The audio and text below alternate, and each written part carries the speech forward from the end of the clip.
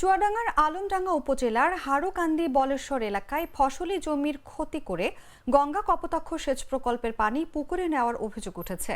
পুকুরে নেওয়ার সময় কিছু মৌসুমী ফসলের জমিতে পানি পৌঁছে ফসল ও শাকসবজির ক্ষতি হচ্ছে বলে দাবি করে ক্ষোভ প্রকাশ করেছেন ভুক্তভোগী কৃষকেরা। কৃষকদের দাবি, ধান, ভুট্টা, আলু, গম সহ মৌসুমী ফসলের জমিতে পানি সরবরাহের জন্য তারা পানি উন্নয়ন বোর্ডকে নিয়মিত কর দিলেও অসাধু মৎস্য চাষিরা সেচের পানিতে নিজেদের পুকুর ভর্তি করছেন। পুকুরে পানি নেওয়ার পথে অসময়ে পানি গিয়ে তাদের ফসলের ক্ষতি হচ্ছে। তারা পানি উন্নয়ন বোর্ড ও কৃষি সম্প্রসারণ অধিদপ্তরকে সরেজমিনে বিষয়টি খতিয়ে দেখে ব্যবস্থা নেওয়ার দাবি জানিয়েছেন।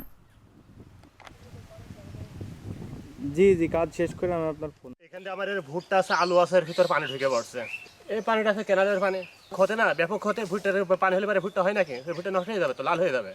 আলুর ভিতরে হাঁটু পানি বাইরে গেছে। পানিটা নিয়ে ড্রেন করে পানিটা নেওয়ার নিয়ম। এখন দাবিটাকে পানিটা নিয়ে ভালো করে পানিটা সুন্দর করে নিয়ে, এভাবে পানি তো অবৈধভাবে নেওয়া যায় না। পানি নিয়ে পানি নেওয়ার সিস্টেম আছে। আমার এক দিয়ে 20 আলু ইচ্ছে করে পানি দিয়ে পুকুরি দেওয়ার উদ্দেশ্যে আমার সেই আলু পচিয়ে দিয়েছে। সে আলু আর বীজের উপযুক্ত নাই। পুকুরি পানি দেওয়া তো সরকার পানি পুকুরির জন্য দিচ্ছে না, সরকার পানি দিচ্ছে পাতেন আবাদ করার জন্য।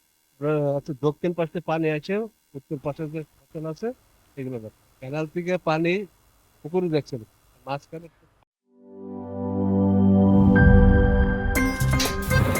আমার একটা স্মার্ট সিদ্ধান্তে 25% গ্যাসের খরচ কমেছে। ভাবছেন কিভাবে?